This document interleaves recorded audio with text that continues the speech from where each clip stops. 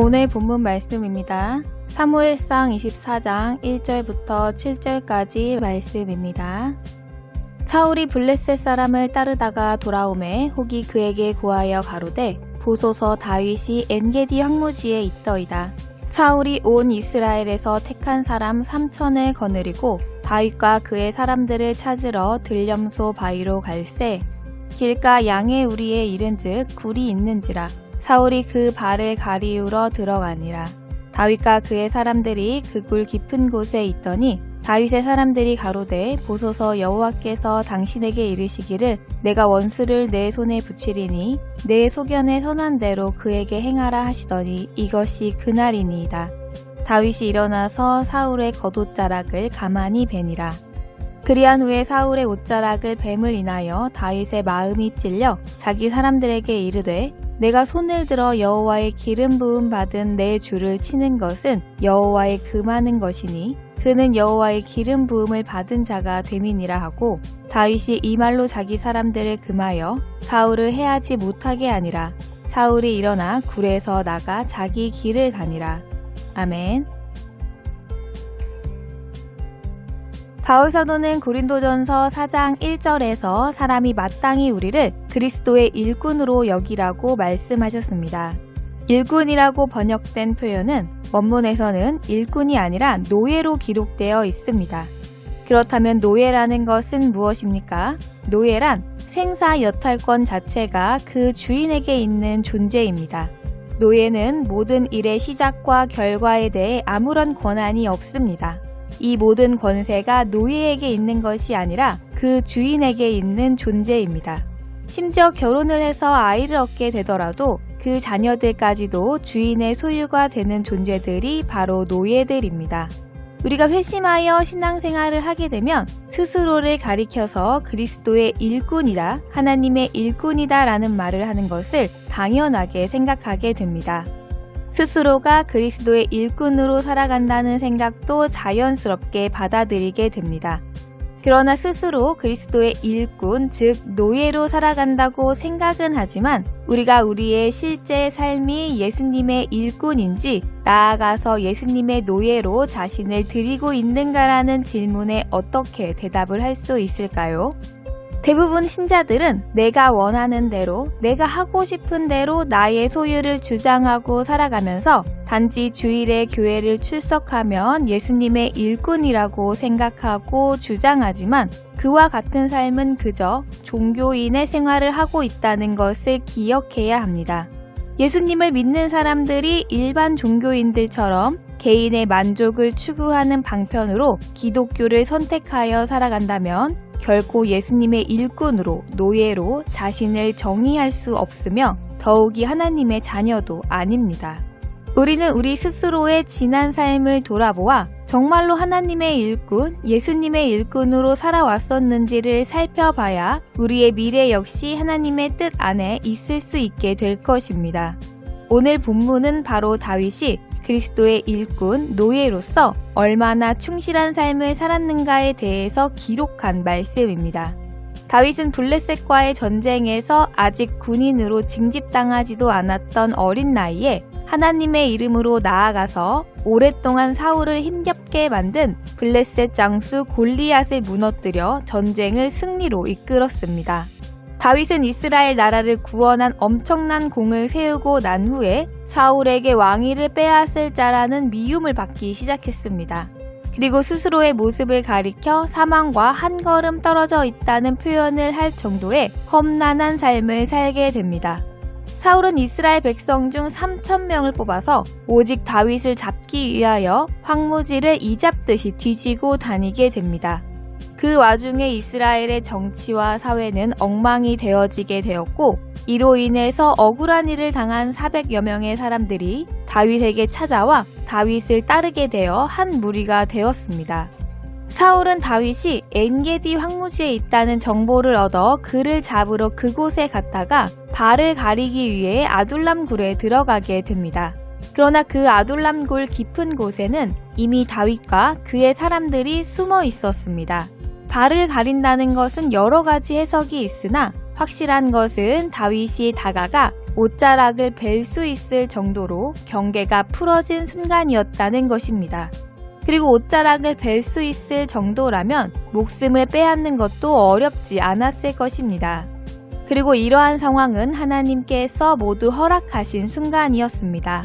만일 다윗이 블레셋과의 전쟁에서 골리앗을 쓰러뜨리지 않았더라면 길고 긴 대치 상황에서 대적할 용사가 없어 더욱더 위축되어 가던 이스라엘이 승리하기는 불가능했을 것입니다.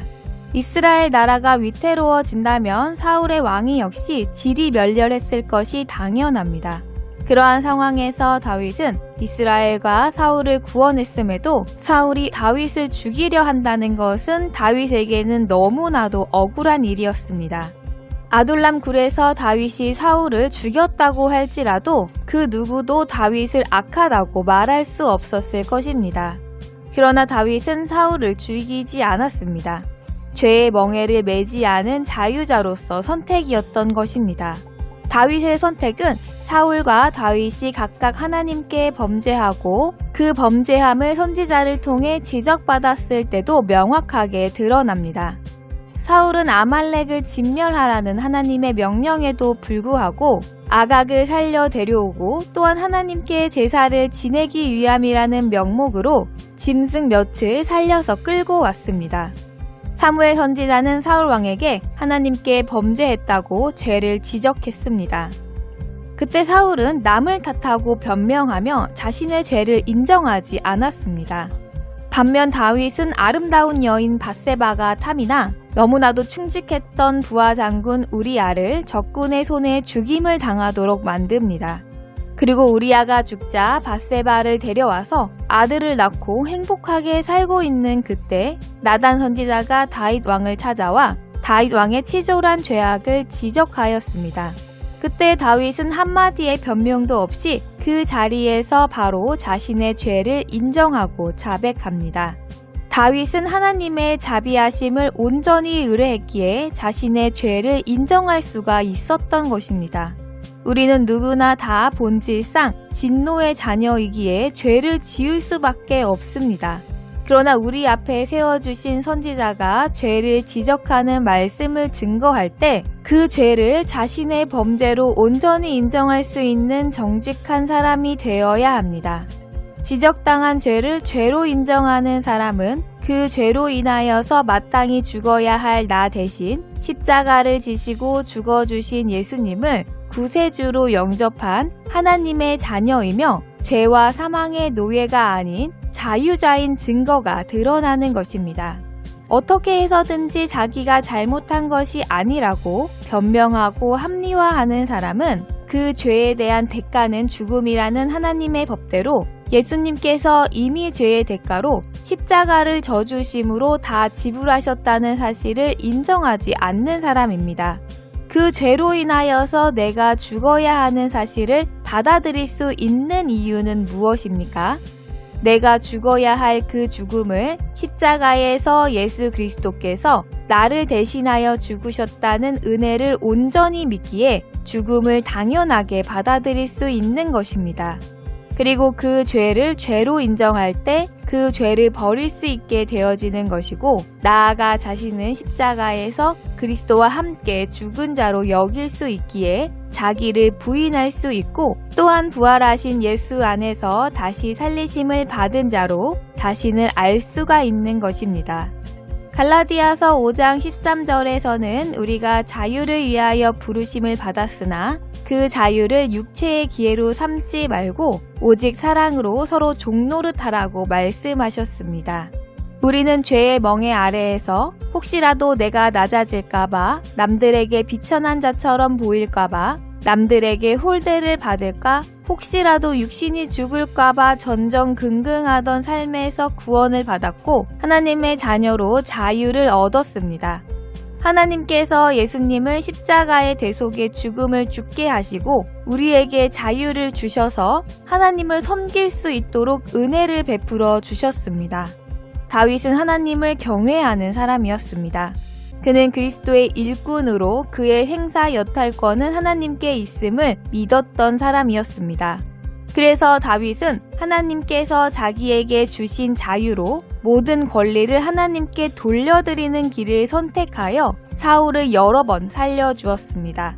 그러나 사울은 여전히 사망의 멍에를 메고 다윗으로 인해 자신의 세상 지위가 위태로울까 염려하여 전전긍긍하며 평생을 전쟁 속에 살았습니다.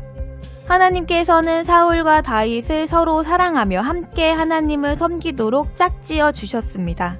다윗은 사울에게 구국공신이며 아들 같은 사위였습니다. 그러나 다윗은 사울을 사랑했으나 사울은 사랑하지 못했습니다. 다윗이 너무나도 억울한 상황에서 사울을 사랑하고 용서했던 일을 성경에 기록된 훌륭한 예화 정도로 생각하고 있다면 우리는 다윗이 받은 확실한 은혜를 받은 자라고 말할 수 없습니다. 우리는 모두 다윗과 같이 내 주변에 나와 함께 짝지어준 사람을 사랑하고 용서해야 합니다. 내가 용서하지 못하는 죄가 있으면 하나님께 나의 죄도 용서받지 못한다는 것을 주님께서 말씀해 주셨음을 명심해야 합니다. 우리는 연약한 죄인이기에 자기 연민에 빠져서 노여움에 사로잡히면 자신이 누구인지 앞뒤 분간하기가 어려워집니다. 그러나 우리가 하나님께 실질적으로 아무런 소용도 없는 피조물에 불과함에도 불구하고 하나님께서 불러주심으로 자유를 얻었다는 것을 마음 깊이 감사한다면 그 분노의 순간에도 나를 다스리고 주님의 뜻을 찾을 수 있을 것입니다. 자기 육신의 감정에 휘둘리지 않아 죄악의 노예가 아닌 자유자로서 선택을 할 수 있게 되는 은혜를 얻을 것입니다. 하나님은 사울에게 사무엘 선지자를 보내신 것처럼 또 다윗에게 나단 선지자를 보내신 것처럼 오늘도 우리에게 목회자를 보내주셔서 우리의 죄를 죄로 알게 은혜를 베풀어 주십니다. 우리는 그때 누구와 같은 선택을 하고 있습니까? 죄의 멍에 아래에서 전전긍긍하는 사망의 노예가 아니라 십자가의 사랑으로 자유를 얻은 사랑의 종의 위치를 선택하시는 하나님의 자녀들이 다 되시기를 바라며 주 예수님의 이름으로 축복합니다.